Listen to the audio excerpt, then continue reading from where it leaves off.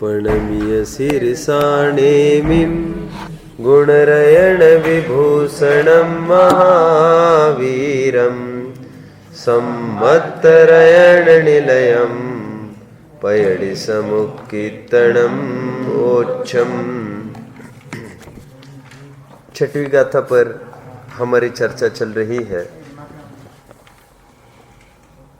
जिनागम में 5 भावों की चर्चा करते समय तत्वार सूत्र के दूसरे अध्याय के पहले सूत्र में औपशमिक क्षायिक भावो मिश्रश्च जीवस्य स्वतत्वम औदैक पारिणामिकौच, इस सूत्र की टीका करते समय कुछ टीकाकारों ने, वैसे तो सभी टीकाकारों ने एक मुख से यह बात कह दी कि ये 5 भाव जीव के असाधारण भाव है, लेकिन कई टीकाकारों ने ऐसा तक लिखना उचित समझा कि पुद्गल में भी 2 भाव होते हैं। एक तो पारिणामिक, जो कि सचमुच सभी द्रव्य में पाया जाता है, क्योंकि जो निरपेक्ष भाव होता है वो सभी द्रव्य में पाया जाता है, किसी द्वारा प्रदत्त नहीं है, अहेतुक है। ऐसा भाव सब में पाया जाता है। स्वभाव भूता परिणाम शक्ति, तो कोई द्रव्य पारिणामिक भाव के बिना नहीं है। वैसे 5 भाव का भी पाठ हमने पढ़ा था, उसमें हमने समापन देखा था, आपको याद होगा कि पारिणामिक भाव के बिना कोई द्रव्य नहीं अथवा अच्छा कोई जीव नहीं, ऐसा देखा था अपन ने। और अवदैक भाव के बिना कोई संसारी नहीं, क्षौपशमिक भाव के बिना कोई छद्मस्त नहीं, औपशमिक भाव के बिना मोक्ष मार्ग का प्रारंभ नहीं, और क्षायिक भाव के बिना मोक्ष मार्ग की पूर्णता नहीं। ऐसे हमने समापन देखा था। वैसे वहाँ पर तो ये देखा था पारिणामिक भाव सभी जीवों में पाया जाता है। चूंकि वहाँ पर प्रकरण जीव का चल रहा है, तत्व सूत्र के प्रथम 4 अध्यायों में जीव तत्व का ही निरूपण है, इसलिए उन्हीं के असाधारण भावों की वहाँ पर चर्चा है। लेकिन विशेष रूप से विचारा जाए तो पुद्गल में भी औदैक भाव बताया गया है। अभी समझना बहुत सरल हो जाएगा। औदैक भाव कैसे बोलते हैं वे पुद्गल में? क्योंकि जो उसकी फलदान शक्ति है उसकी तरफ से उसका भी औदैक भाव बताया गया है। आप समझते हैं मेरी बात को? उदय से संबंधित भाव वो औदैक भाव, तो जब उसका उदय आता है कर्म का, हालांकि उसका उदय कहना ये जीव सापेक्ष ही बात है, लेकिन ऐसा होते भी उसका औदैक भाव कहा है। मैं इतना इसलिए बता रहा हूं क्योंकि द्रव्य और उसका भाव, जैसे आत्मा है तो उसका भाव ज्ञान दर्शन है। हम ऐसा थोड़ी भाव बताते हैं कि सबको जानना, हालांकि सर्वज्ञत्व शक्ति भी एक शक्ति बताई गई है, लेकिन वो सर्वज्ञत्व शक्ति जैसा अस्तित्व वस्तुत्व आदि धर्म है ऐसा नहीं है। वो क्या क्या कहना चाहता हूं, वो थोड़ी विशेष बात है।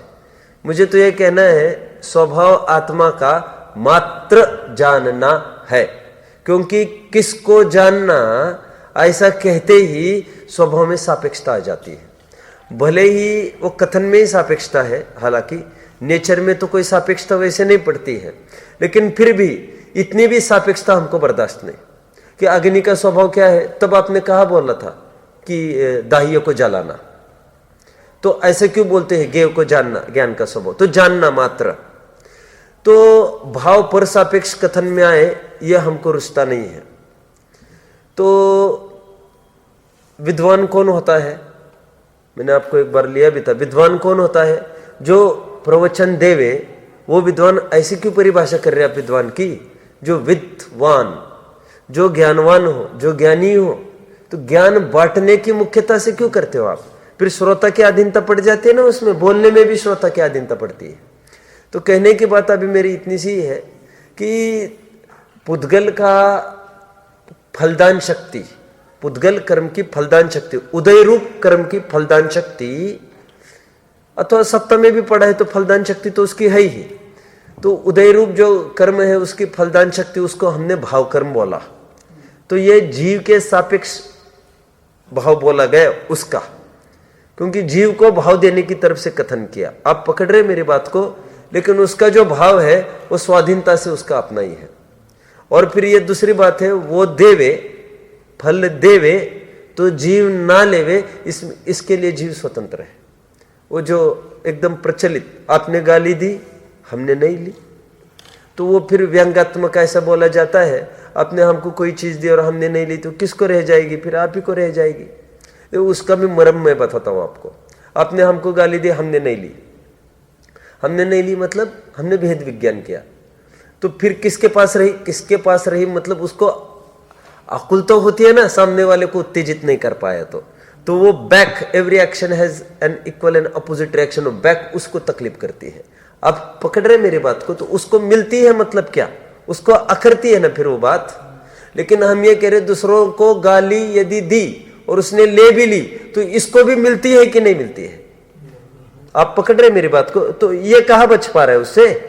तो वो तो एक देश नियम खड़ा किया। मुझे तो क्या बताने, किसके पीछे मैं बता रहा हूं इतना सारा?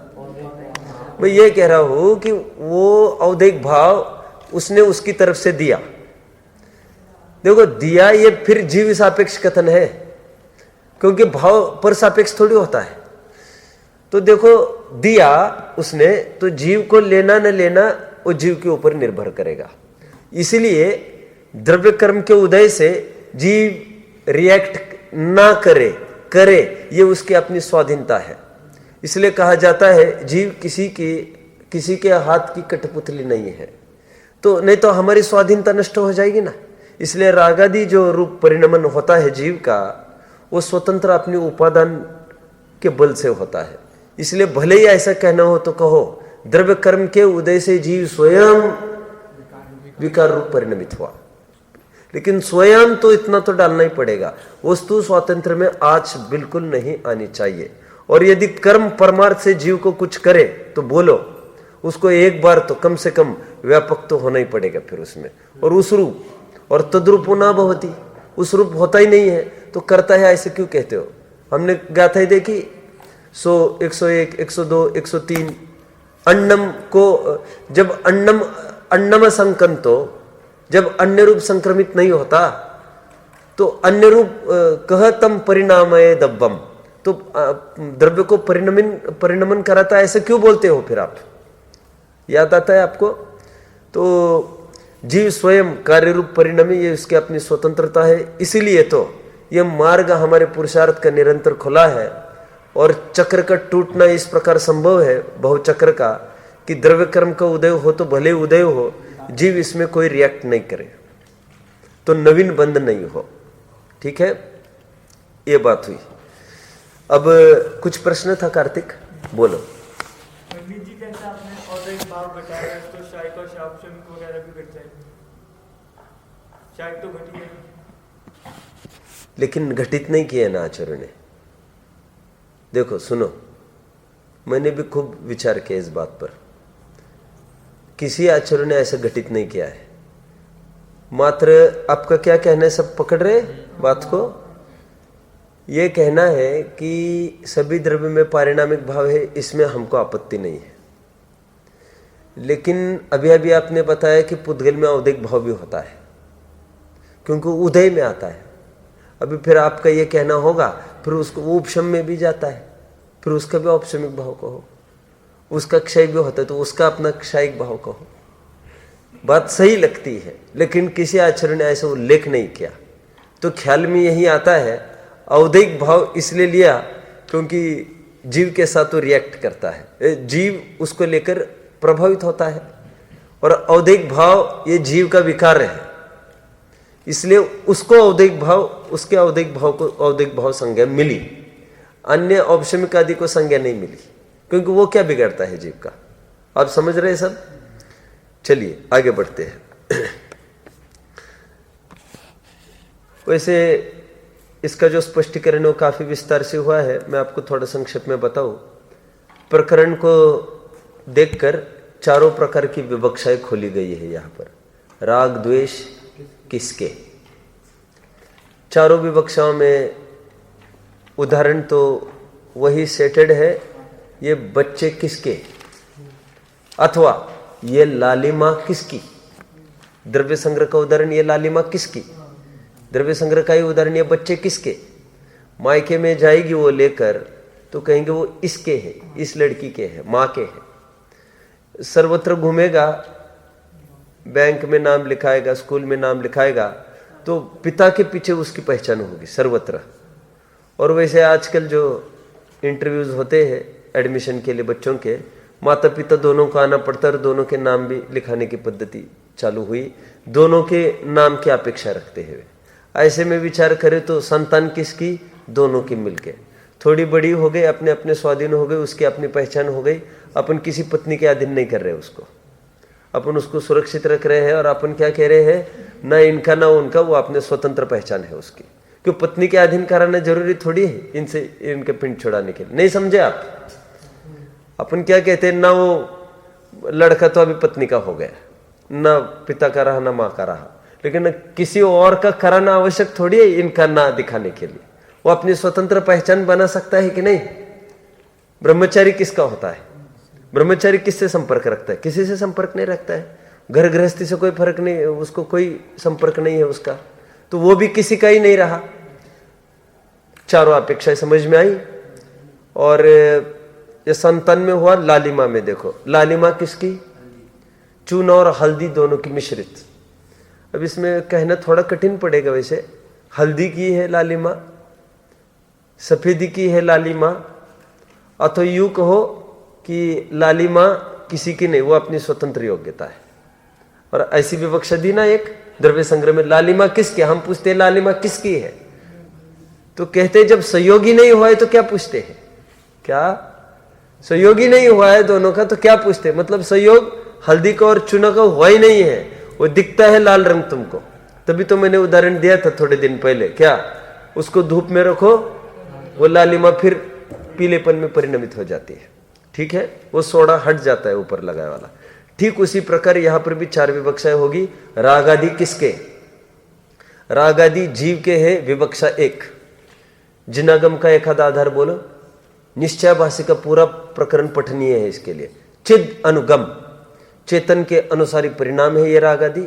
और राग जन्मनिम परिनिमित्तताम, जो ये मानता है राग पर के कारण हुआ है, नहीं उत्तरंती मोहवाहिनी, वो मोहवाहिनी को कभी भी पार नहीं कर सकता। शुद्ध बुद्धि से वो विधुर है, अंध बुद्धि जीव है। ले लिया एक, मैं अभी ज्यादा विस्तार करने की आवश्यकता नहीं है ना इसको, तो अपन रैपिडली ही लेंगे इसको। और कोई वैसी बात होगी तो आप मुझे पुट अप करेंगे। इसमें क्या सिद्ध हुआ, राग आदि किसके, जीव के। प्रयोजन, आप कुछ भी बोलो आपके पास प्रयोजन होना चाहिए। आप समझते हैं मेरी बात को? कुछ भी मतलब वो नियत अपने दायरे में, कुछ भी बोलो आपका प्रयोजन ऊंचे चढ़ने का होना चाहिए। तो यदि आप ये कहते हैं राग आदि जीव के, प्रयोजन क्या, ऐसा कहकर जीव को रोता नहीं छोड़ना है, कहीं का नहीं रह गया, इस हालत का नहीं छोड़ना है उसको, प्रायश्चित वो पश्चाताप में ही मर जाए। उसको अपने अपराध का बोध होवे। वो आज जो आम चौड़ा बाजार सखड़ा के रूप में निकल रहा है, अपराध करके भी कुछ अपराध का बोध नहीं है, उसको ये कहना जरूरी है कि तुम्हारे ही श्रद्धा ज्ञान चारित्र मिथ्या रूप परिणमित हुआ है, किसी की बलजबरी जबरदस्ती से ये नहीं होता है, तू स्वयं उस रूप परिणमित हुआ, तो तुम्हारी ही अपनी निजी जिम्मेदारी है कि उसको हटाएगा। ये कोई सांख्य मत नहीं है कि प्रकृति प्रदत्त विकार हो रहे हैं तो प्रकृति ही आकर उसको ठीक कराएगी। विवक्षा एक, यह हमने सब देखी थी समय सार के पूर्व, आपको याद होगा। क्या देखा इसमें, राग द्वेष जीव के। और ये तो क्या पूछने की बात ही नहीं है, कभी पुद्गल में नहीं होता है और धर्म अधर्म आकाश काल में नहीं होता, ये तो जीव के ही है, चारित्र गुण का विकार है। आगे पुद्गल के विवक्षा, पुद्गल का कहने की विवक्षा ये है जो प्रकरण अभी चल रहा है छठवीं गाथा का, ये भाव कर्म को द्रव्य कर्म का कहते हैं। मूल भाव कर्म तो उसके है और जीव ने यहां पर रिएक्ट किया। ठीक है, जो द्रव्य कर्म उदय में आए, फलदान शक्ति लेके आए, जैसे ज्ञान आवरण का उदय आया तो विशिष्ट फलदान शक्ति लेके आया, ज्यादा ज्ञान, कम ज्ञान, क्षोभक्षम की हीनादिकता, उसको लेकर जीव ने रिएक्ट किया, मैं कितना ज्ञानी, ओह मुझे कुछ नहीं आता। नहीं, केवल ज्ञान का अनुभव उसने बोलो नहीं किया, तो स्वयं को अधिक मानता है, स्वयं को हीन मानता है, वो नवीन बंधु को प्राप्त होगा। किसको देखकर? किसको देखकर बंधन को प्राप्त हो? वो उदय को। तो पुद्गल का लक्ष्य किया तो राग द्वेष उत्पन्न हुआ, तो ये कहते राग द्वेष किसके? ये पुद्गल के। जिनके लक्ष्य से जो उत्पन्न होता है उसको उसका ही कहा जाता है ना। मैंने एक उदाहरण भी दिया था, मायके में लड़की आई, पता ये चला ससुराल में बहुत तकलीफ है इसको, तो घर वालों ने सोचा इसको नहीं भेजेंगे, लेकिन जो हेड पर्सन थे उनको पूछा गया तो उन्होंने कहा भाई लड़की को सामने लाओ, हमारे डिसीजन से क्या काम होगा। लड़की को बोला अब तुम नहीं जाओगी वहां पर, बोलो क्या करना है। तो लड़की बोली नहीं मुझे तो वही जाना है। अभी और उनकी डिसीजन कितनी काम आएगी। वो लड़की जिसको अपना माने वो लड़की उसकी है, राग द्वेष जिसको अपना माने वो राग द्वेष उसके है। राग द्वेष किसके अनुसार चलते हैं? ये पुद्गल के अनुसार चलते हैं। पुद्गल के साथ अन्वय व्यतिरेक इनका घटित होता है, सो ये पुद्गल के अपेक्षा दूसरी। ये अपेक्षा बताई जा रही है भाव कर्म द्रव्य कर्म के, उनको लेकर भले ही जीव परिणमित हुआ लेकिन उनके उदय को लेकर हुआ। अभी ये अपेक्षा, ये इसका प्रयोजन क्या है? राग आदि को पुद्गल का कहने का प्रयोजन क्या है? जैसा ज्ञान दर्शन स्थायी भाव है वैसे राग आदि स्थायी भाव नहीं है, रखने लायक नहीं है, हटने लायक है, ये विजातीय है। इंटरकास्ट मैरिज जो करता है उसको समाज से बहिष्कृत किया जाता है। ये विजातीय तत्व है, इनमें क्यों उलझना अपने को? कौन विजातीय है? ये राग आदि चेतन परिणाम स्वपर प्रकाशकपना नहीं है, ये अचेतन है, इसलिए इनको जड़ भी बोल दिया राग आदि को। और वर्ण आदि से लेकर गुणस्थान पर्यंत तक के भाव है वो मेरे नहीं है, क्योंकि वो चैतन्य परिणाम से परिणमित नहीं है। लिया 50 से लेकर 55वीं गाथा तक। दूसरी विवक्षा हुई कौन सी? राग आदि पुद्गल के। तीसरी विवक्षा राग आदि किसके? दोनों के मिलके हुए हैं। इसका तर्क अकेला जीव राग आदि करके दिखाए, सिद्ध करके दिखाए, अकेले पुद्गल राग आदि करके दिखाए, ये करके दिखाए दीवार, लेकिन ये दोनों का संयोग में ही ये काम होता है। तो पुद्गल कर्म के उदय के निमित्त से जीव उस रूप परिणमता, दोनों की आवश्यकता है। तो निमित्त नैमित्तिक संबंध की तरफ से बोला जाता है कि राग आदि दोनों के संयोग से हुए, जीव और पुद्गल। हालांकि वो जीव का संयोगी भाव, लेकिन कहते हैं दोनों के संयोग से। जीव संयोग ऐसा थोड़ी ना होता है उनका। चौथी विवक्षा राग आदि किसके? ना जीव के ना पुद्गल के। क्यों? क्योंकि स्वतंत्र तत्व दिया है उसको। जीव तत्व अलग है और आश्रवबंध तत्व अलग है और पुद्गल चीज अलग है। तो ये तत्व न्यारे न्यारे है। द्रव्य व्यवस्था में भले ही राग आदि परिणाम ये जीव की पर्याय है, लेकिन तत्व व्यवस्था में ये तद्दन न्यारे न्यारे तत्व है। फिर यहां तक बोला जाता है कि आत्मा के प्रदेश न्यारे और राग आदि के प्रदेश न्यारे। ये चौथी विवक्षा में क्या देखा कि राग आदि किसके? ये उसके, ना जीव के, ना अपने स्वयं की योग्यता से पैदा हुए, ना जीव के है ना पुद्गल से है, पुद्गल के। चार विवक्षा हुई जिसमें से ये यहां पर इस प्रकरण में राग आदि को पुद्गल कृत बताया गया है। इसलिए मैंने कहा था ये आध्यात्मिक गाथा है। अभी और कुछ प्रश्न उत्पन्न होते हैं, उनको देखते हैं थोड़ा सा। प्रश्न यह है कि जिस प्रकार द्रव्य कर्म और भाव कर्म यहां पर बताया गया है, क्या क्षेत्र कर्म और काल कर्म संभव है? क्योंकि वस्तु स्वचतुष्टात्मक होती है, द्रव्य क्षेत्र काल भाव। तो द्रव्य कर्म तो हम सबने सुना है, भाव कर्म भी हमने कल सुन लिया, उसकी फलदान शक्ति। लेकिन क्षेत्र कर्म और काल कर्म तो आज तक हमने नहीं सुना। तो हो सकता है क्या? हाँ, क्यों नहीं हो सकता? वस्तु जब सोच चतुष्टयात्मक है, लेकिन कहने की आवश्यकता नहीं है। क्यों नहीं है? पहले देखें एक हेतु, पहला हेतु, क्योंकि क्षेत्र से कोई फर्क नहीं पड़ता किसी भी द्रव्य को, किसी भी द्रव्य को क्षेत्र से फर्क नहीं पड़ता। मतलब जैसे जीव है, कितने प्रदेशी है? असंख्यात प्रदेशी है। संख्यात होता तो क्या दिक्कत आती? संख्यात होती तो क्या दिक्कत आती? बताओ, कुछ तो बताओ, लॉजिक लगाओ कुछ। क्या दिक्कत आती? क्या दिक्कत आती? क्या दिक्कत आती? क्या दिक्कत आती? संख्यात प्रदेश होता तो क्या दिक्कत आती?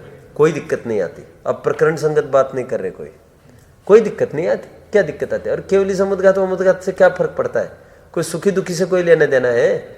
और अनंत सुखी है वहां पर समुद्घात हो रहा है, नहीं हो रहा है, आधों का हो रहा है, आधों का नहीं हो रहा है, वो क्या फर्क पड़ रहा है उनको भी? क्या निष्कर्ष?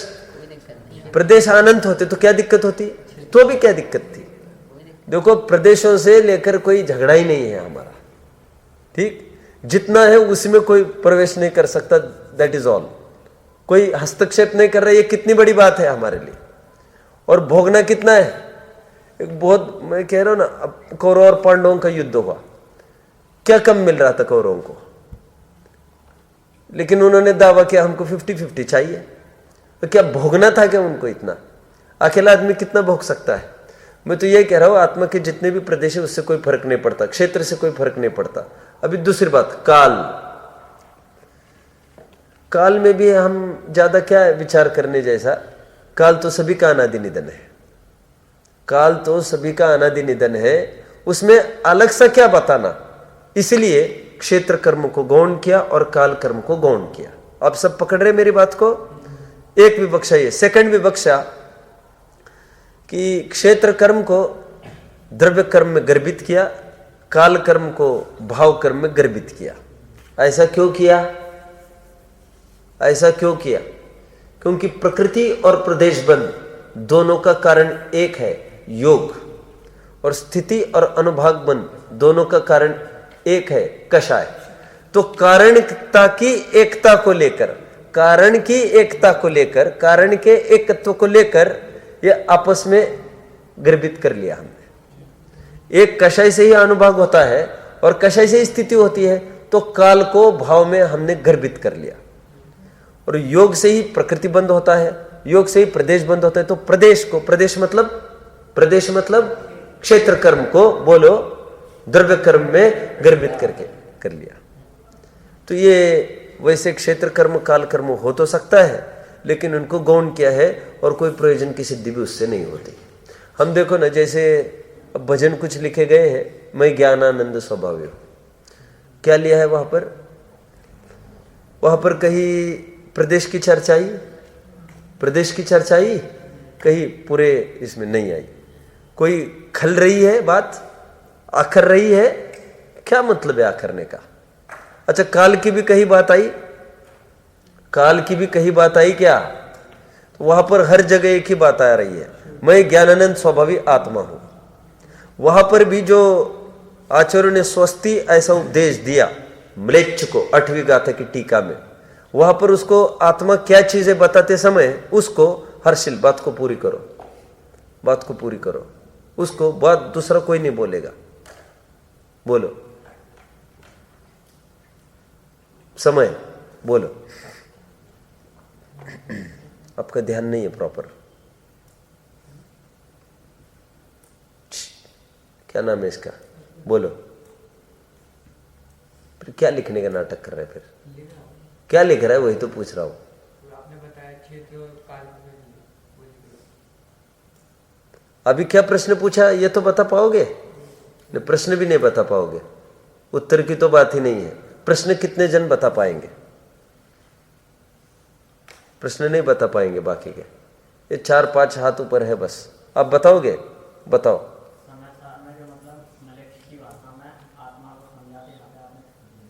आत्मा को समझाते तो आचार्यों ने समझाते समय स्वस्ति, तो आत्मा को जानो, तो आत्मा को फिर ऐसा कहते ना, क्या कहते? कोई क्षेत्र का निरूपण करते, काल का निरूपण करते, कुछ नहीं किया। और क्या कहा? जो जानता देखता है सो जी। उसका काम हो गया, उसका काम कहाड़ा। कहने की क्या बात है? यहां पर कहने की बात यह है कि हर जगह भाव और द्रव्य दो चीजें इंपॉर्टेंट होती है। क्षेत्र और काल इंपॉर्टेंट इसलिए नहीं होती क्योंकि काल का अलग से क्या वर्णन करना, काल तो सबका ही अनादि निधन होता है। और क्षेत्र की हीनाधिकता होने पर भी फर्क कुछ नहीं पड़ता उससे। मैंने कहा ना, हम असंख्यात प्रदेशी होकर आज भी असंख्यात के नाम पर समझ क्या रहे हैं? वैसे हम क्या तो समझ में आता है, और नहीं समझते तो बिगड़ता क्या है हमारा। लेकिन अनंत गुणों में से एकाध गुण यदि कम हो जाए तो आपत्ति जरूर पड़ सकती है। फिर गुण तो बराबर उतने ही चाहिए। तो द्रव्य और भाव ये दो मैटर करते हैं। इसलिए तत्वार्थ श्रद्धानम सम्यक दर्शनम ऐसा लिया। तत्वार्थ श्रद्धानम में दो बातें आ गई। कौन सी? तत्व और अर्थ। तस्य भावम तत्वम, वस्तु और वस्तु का भाव, ये दोनों चीजों का ज्ञान होना चाहिए। नमक लाना है तो आपको खारेपन का ज्ञान होना चाहिए। खारापन सो नमक। जिसने ज्ञान को जाना उसने आत्मा को जाना। बस लक्षण वो गुण की तरफ से करा है। मैंने ये क्यों कहा इतना सारा मनन? बोलो, मैंने क्यों कहा इतना सारा? बराबर, क्योंकि भाव अकेली ही पहचान है। तो द्रव्य और भाव इतना ही चाहिए। अच्छा, नेक्स्ट, यदि भावी बताए और वस्तु न बताए तो चलेगा क्या? मेरा दूसरा प्रश्न है। तो क्या आपत्ति पड़ेगी? तो खारापन किसका? बराबर।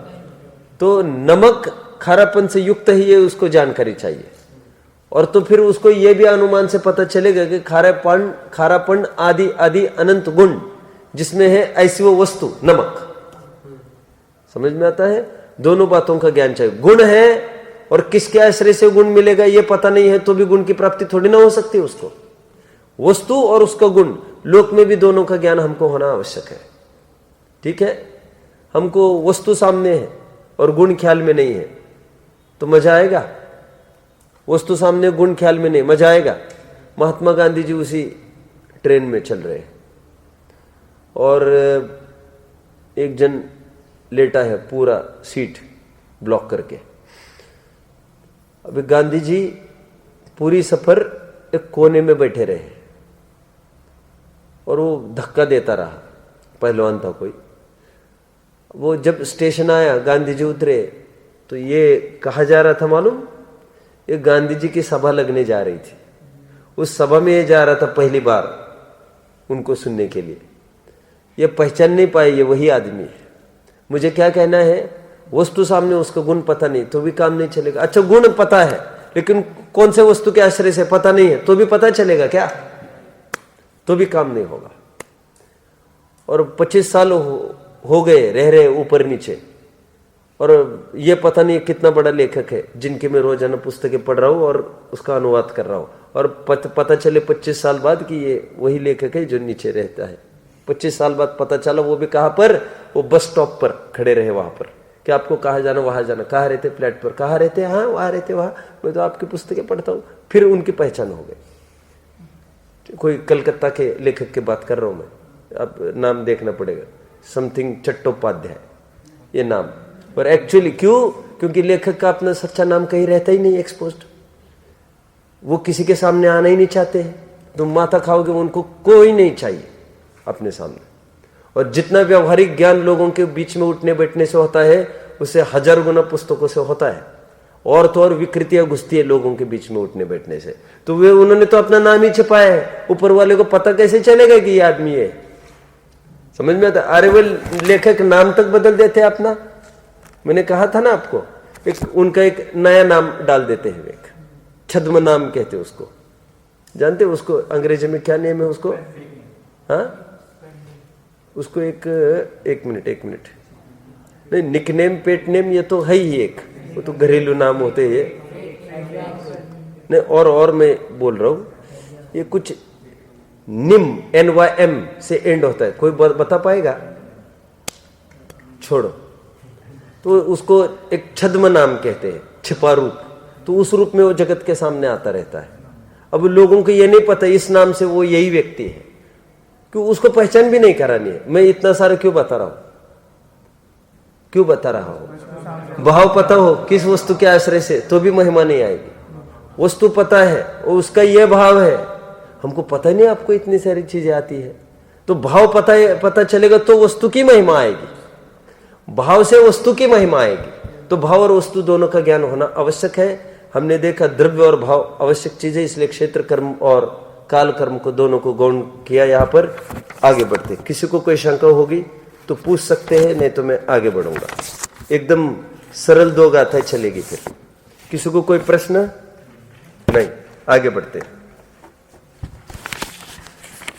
7वीं और 8वीं गाथा है सरलतम, और ये गाथा है 2-3 मिनट में पूरी करते हैं तो मैं तुरंत आगे भी बढ़ने को तैयार हूं। उदित तैयार है? पढ़ते हैं ये दोनों गाथा है, पढ़िए। 48 ताणं पुनघादित्ति अघादित्य होन्ति सन्नाओ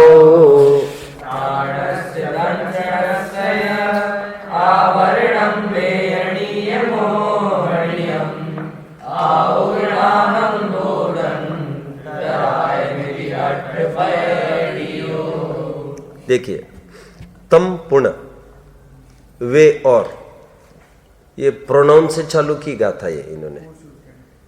किसकी चर्चा कर रहे हैं आप? वो कंटिन्यूटी में चलती आ रही है हमारी चर्चा, कर्म का प्रकरण है ना हमारा। अभी पूर्व गाथा में क्या कहा था? पूर्व के पूर्व गाथा में क्या, नहीं सॉरी, पूर्व ही गाथा में पहले क्या बोला था? कम मत तनेणे एक कम। कर्म रूप से देखा जाए तो वैसे तो एक है, और वैसे द्विवियम 2 प्रकार के भी हो सकते हैं। तो पुद्गल पिंड द्रव्य कर्म है, तत्सत्ति भाव कर्म, ये पूर्व गाथा चली।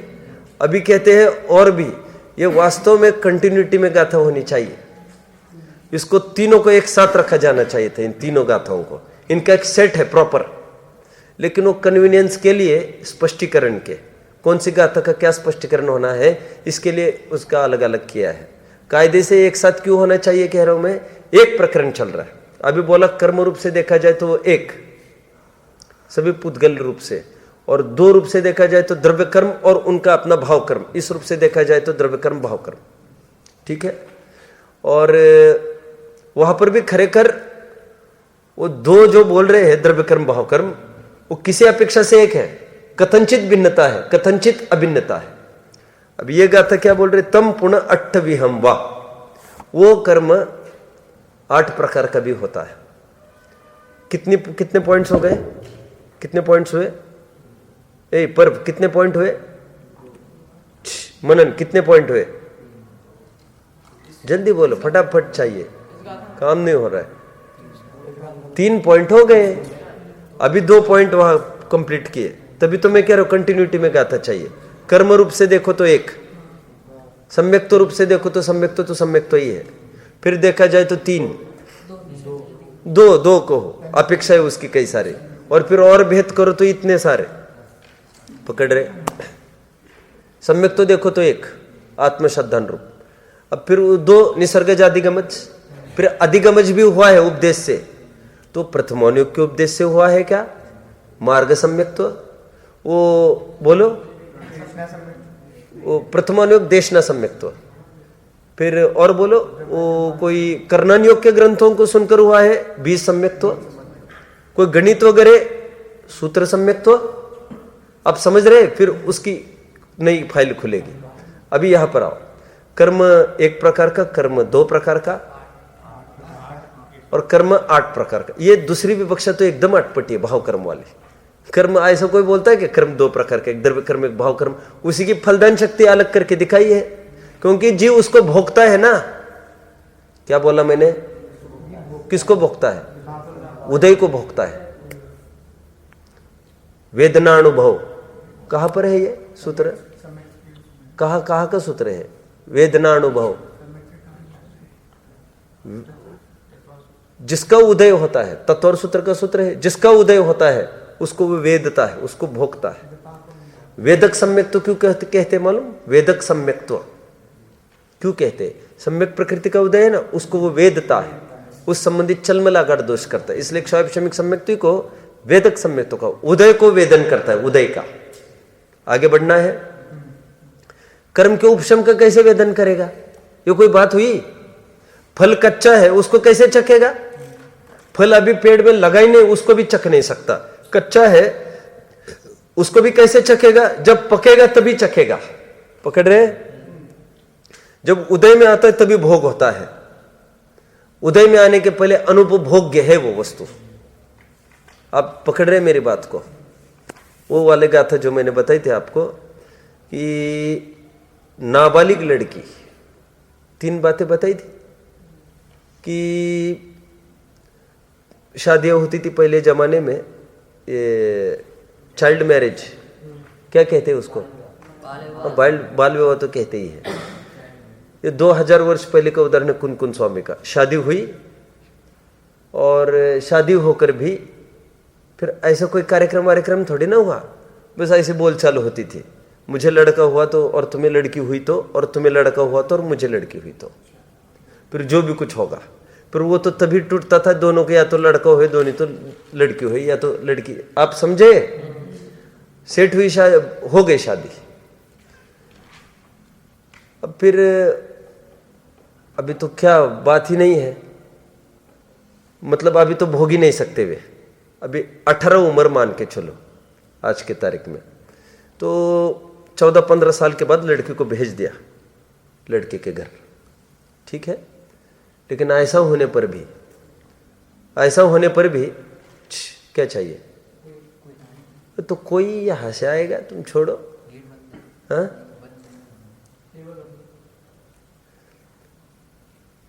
लड़की को भेज दिया लड़के के यहाँ।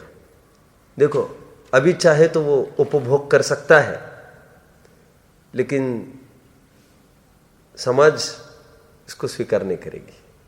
आप समझ रहे हैं? वो शारीरिक भी परिपूर्णता हुई नहीं है, मैच्योरिटी, असर भी ठीक नहीं होगा, और परिवार में भी विरोध होगा उसका। आप पकड़ रहे मेरी बात को? तो भेजा काहे के लिए? भेजा इसीलिए अभी वो वही उसका घर है मूल में, ससुराल तो पराया धन है ना वो। तो सीखे, समझे, अभी काम हाथ बटाए, देखे, सीखे एक एक चीज। अभी अब वो 18 वर्ष की हो गई, वो उपभोग्य हो गई, आज उपभोग्य हुई है वो। मैंने इतने सारे क्यों बताया मालूम आपको? 3 केसेस मैंने रखी, बंध, सत्ता, उदय। बंध शादी होना, सत्ता आई तो है, घर में तो है, लेकिन अभी मैच्योरिटी पीरियड नहीं है उसका। अति आसक्ति होगी, अति बाला, वो दोष माना जाएगा। सम्यक तो प्राप्त नहीं कर सकता ऐसे जीव। आप पकड़ रहे मेरी बात को? स्व स्त्री के साथ भी ऋजुकला पीरियड में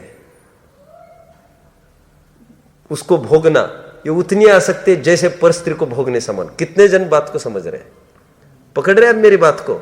ऐसा नहीं है कि स्व स्त्री को भोग, अरे अभी वो अति बाला है, अभी उसका पीरियड नहीं है, तो भी भोगा तो नहीं चलेगा, अति आसक्ति में चला जाएगा।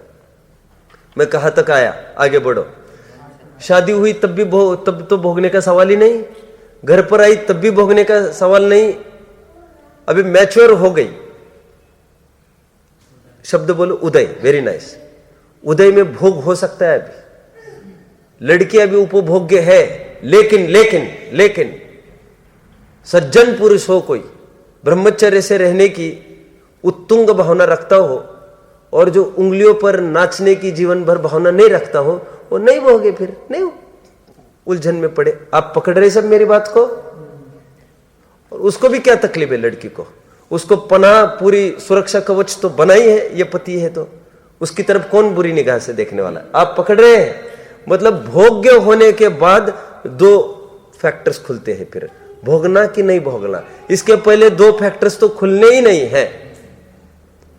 कानून मना करेगा, समाज मना करेगा तुमको, परिवार मना कर रहा है, और शरीर की संरचना भी मना कर रही है तुमको, ठीक नहीं है। और बाद में फिर तुम जैसा चाहो। मैं क्यों कह रहा हूं इतना सारा?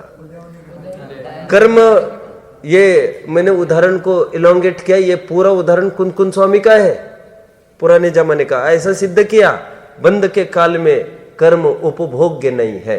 बंधने के काल में थोड़ी ना उपभोग होता है कर्म का, नहीं होता।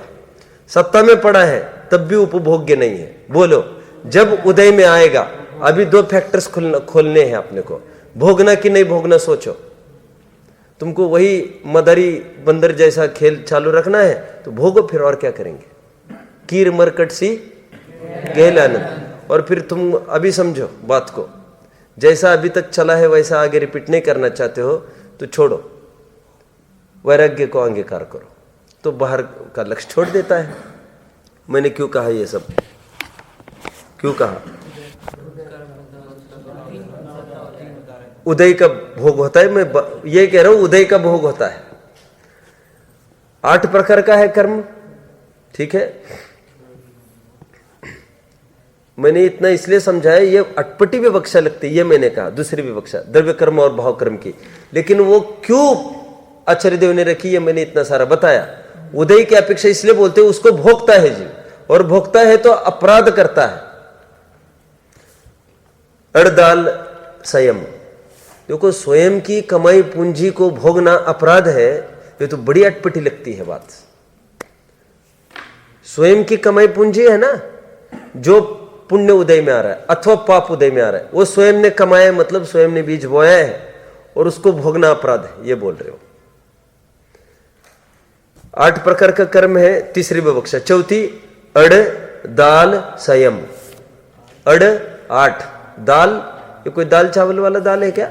40, संयम 100, 100। संयम का अर्थ स्वयं आत्मा भी होता है, आत्मा इज इक्वल टू 100% प्योर। कितने जन ने बात को पकड़ा? मैं वास्तविक बात कह रहा हूं, हंसी मजाक नहीं चल रही मेरी। मैं ये कह रहा हूं संयम का अर्थ आत्मा होता है, स्वयं।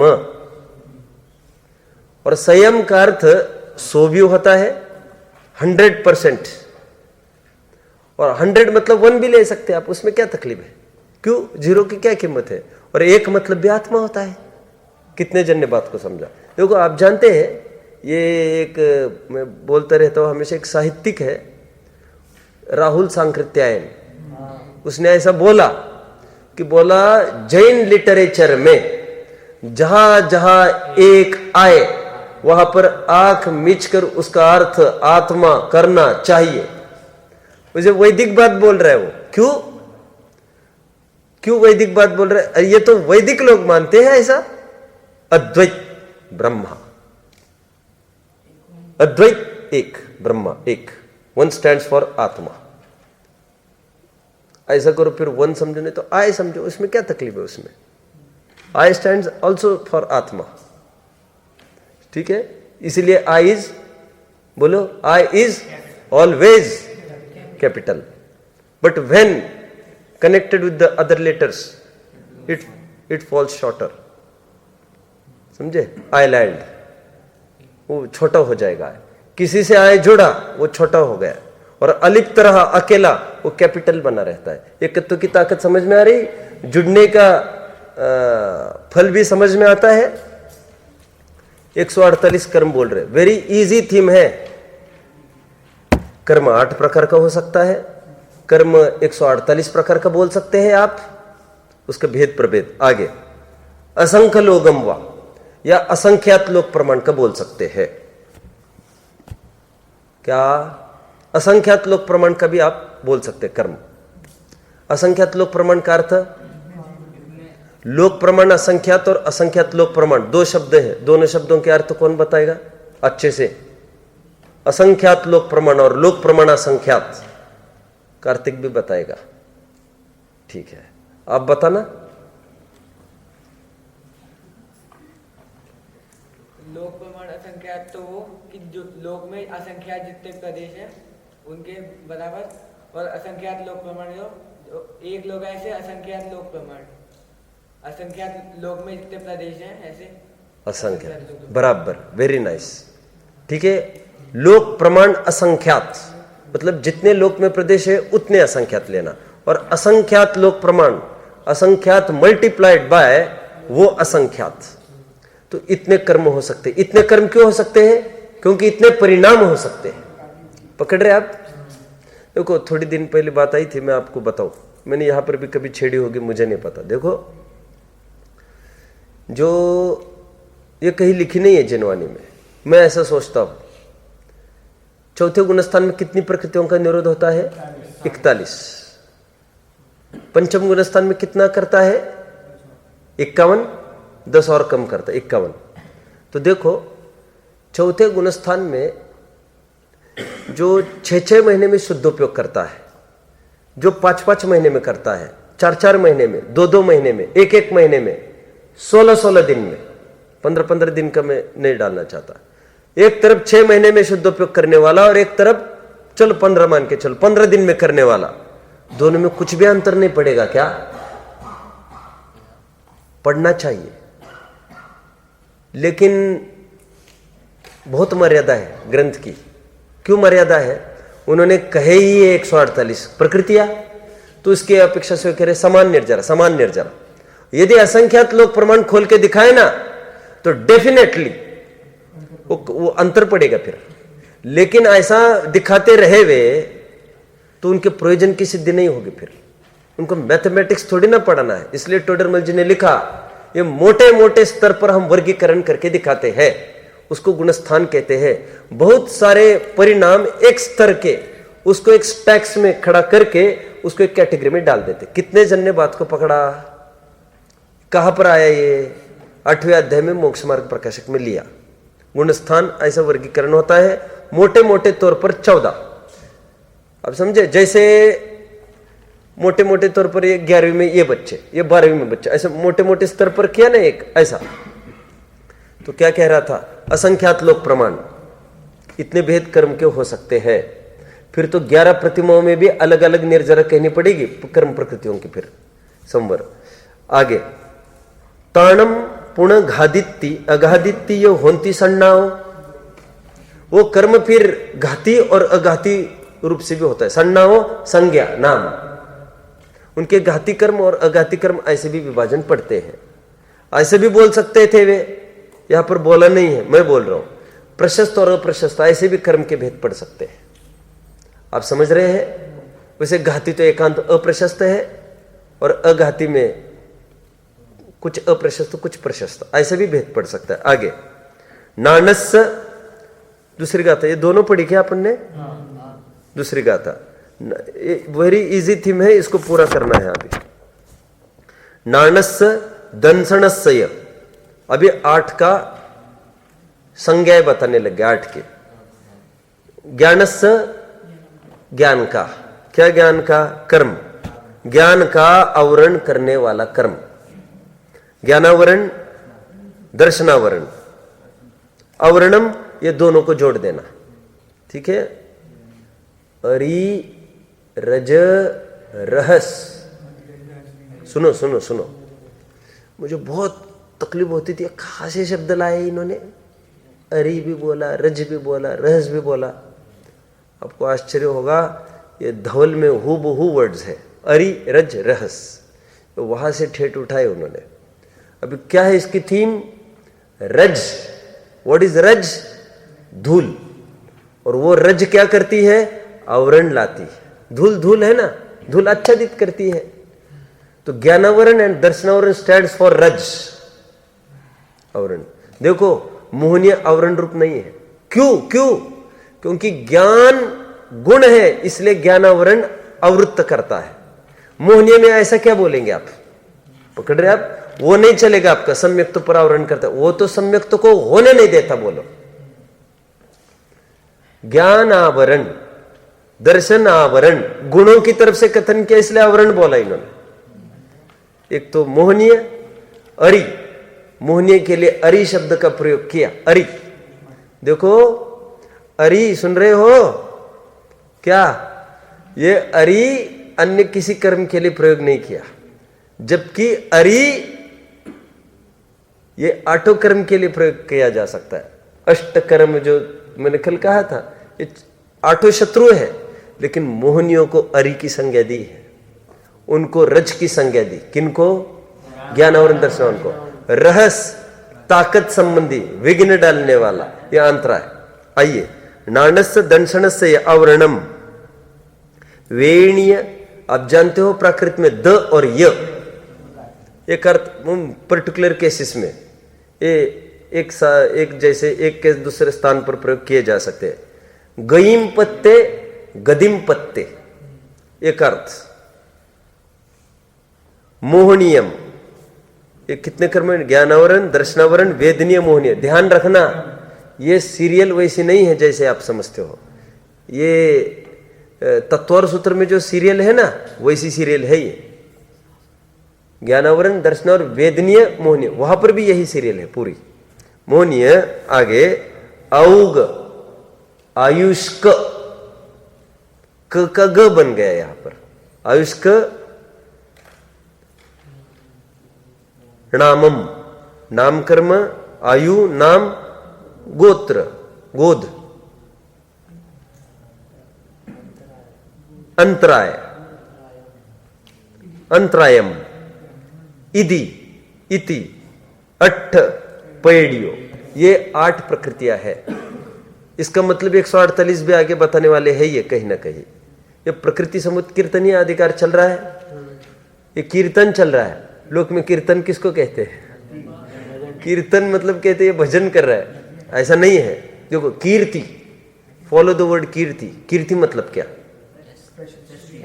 उसकी ख्याति, ख्याति मतलब उसके बारे में वाच्यता है सब जगह। कीर्ति मतलब उसके बारे में बोलना है सब जगह, सब उसी के बारे में बात करते हैं। कीर्तन मतलब टू से, टू स्पीक। लेकिन एक भक्ति के अर्थ में वो लोक में प्रयुक्त हो गया, आज कीर्तन है, समझ में आता है। तो ये क्या चल रहा है? ये भी कीर्तन है। और भगवान क्या करते हैं? कीर्तन है वो भी। ठीक है, ये हमने देखा। ये बहुत सरल थीम है इसकी, जिसमें ये बताया गया कर्म के 8, 148 और असंख्यात लोक प्रमाण भेद है। और घाती अघाती कितने कितने प्रकार हो गए? 3, 4, 5, 6। इसमें 4 बताए, पहले 2, ऐसे 6 प्रकार से विभाजन करके दिखाया। और फिर 8 के नाम भी यहाँ पर गिना दिए। ज्ञानावरण, दर्शनावरण, वेदनीय, मोहनीय, आयुष्क, नाम, गोत्र, अंतराय। इन पूरी गाथा आगे आने वाली 10-12 इनके क्रम का रहस्य, क्रम का औचित्य, ये पूरा आएगा। ओम नमः।